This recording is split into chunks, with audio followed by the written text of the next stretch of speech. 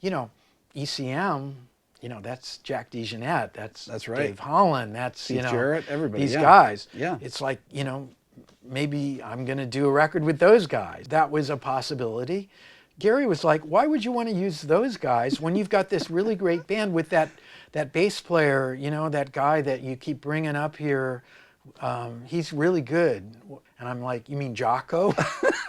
Because at that time, nobody knew who he was or me or anybody, you know? Yeah. It's like, yeah, we had a band. Yeah, that He guy and I were Jaco. we used to do gigs in Florida when I was living in Florida, and I was, you know, around there, and we'd play with like female impersonators for a week on Miami Beach as the pit band, you know?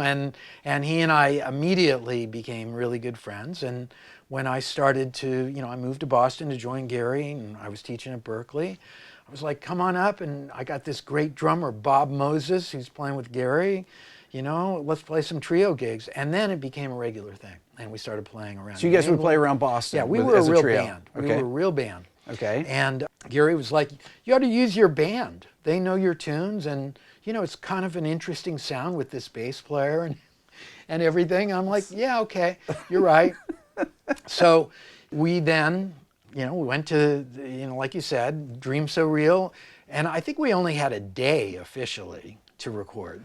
Jaco had never been to Europe. Okay. And I mean, you know, everybody wants to talk about Jaco a lot. I mean, and there was a Jaco version later that was another Jaco than the one that I kind of knew in a way. He was the only guy I ever met who was as straight as I was. You know, he'd never drunk or never drank or did drugs anything. Right. And we were like that. He and I were like, wow, you know, we got this thing. He had never been to Europe. He was still, you know, Jaco though. Yeah. It wasn't like he was some other guy. He was Jaco. So he flew to Europe and, you know, was really excited to be in Europe. And anybody who's ever international traveled knows there's this jet lag thing. Yeah. So he stayed up the whole night, the first night he was there, while we're finishing Dream So Real. Okay. We're going to have 6 hours the next day. Was he hanging in the studio with you guys? No, he was just hanging. walking around Stuttgart. Okay. Because he's like in, you know, Europe, in Germany. Yeah. And was just walking around, which is what I did the first night I was in Europe too, of course. So then it's the next day, and I go knocking on his door, and he's like out. He's asleep, of course. I'm like, we got to record, man. You know, we got to be up in Ludwigsburg, which is, you know, a little bit outside of Stuttgart, you know, in an hour to do this record. He's like, okay, and he takes a shower. And we go there, and, you know, of course, he doesn't have his acoustic 360, which was a big thing for him. It's whatever the studio amp is, which he was like, oh, man, I don't know if I can get my sound, you know. And me too, I don't even know what I had, but I had the 175 for sure. So anyway, we start recording.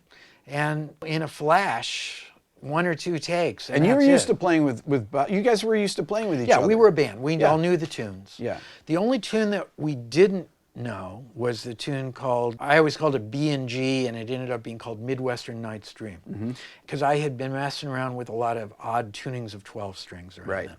And I had this thing, and I thought, this will be cool. And then you know, also the other thing for me, honestly, was like, wow, we're in a studio. Maybe I can do an overdub.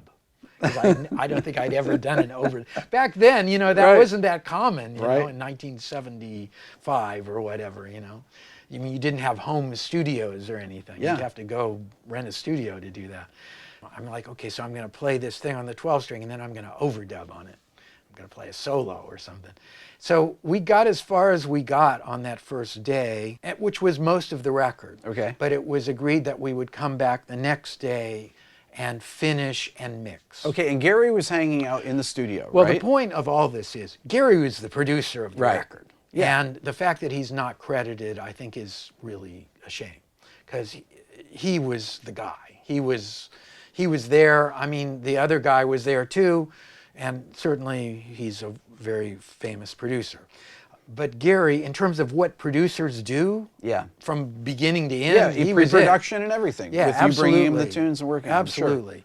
And also, you know, he's Gary, so I mean, you know, he's a great musician, of course. Was he commenting on the takes as you guys were doing, or were you just kind of rolling one after another? I don't remember much commenting other than, sounds good, let's do the next one. And me going, can we do it one more time?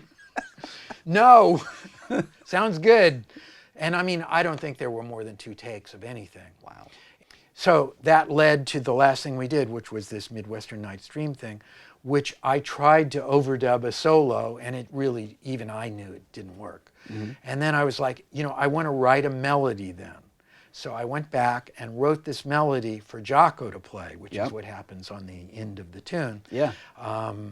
Which, you know, I still vividly remember writing it in the hotel room in Stuttgart, and then Jaco coming up and playing it, and you know, that's what that was. So we did that overdub, and also, as far as I was concerned, it was a disaster. We had played lots of gigs, and we didn't sound anything like what I was hearing coming back through the speakers at all. Right.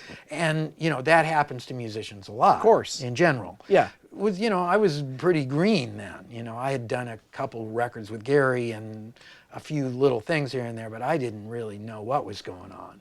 All I knew is what I heard was not at all what I thought we sounded like. And besides that, I thought I just sucked. And, you know, and I knew I particularly sucked because on Bright Size Life, there was a big clam. I just messed it up. And I was like, can we do an edit? Because I had read about edits somewhere. No. And they were like, no, no. I'm like, but this part, it's like, or can I punch in or something like that? And if you listen closely, you will hear that there's something funny. I can't remember exactly where it is, but I think I punched in and I had the tone control in a different place or something. There's something very weird in the middle of Bright Size Life in the guitar department. Next thing I knew, it was over. And we're going, you know, like, that was it.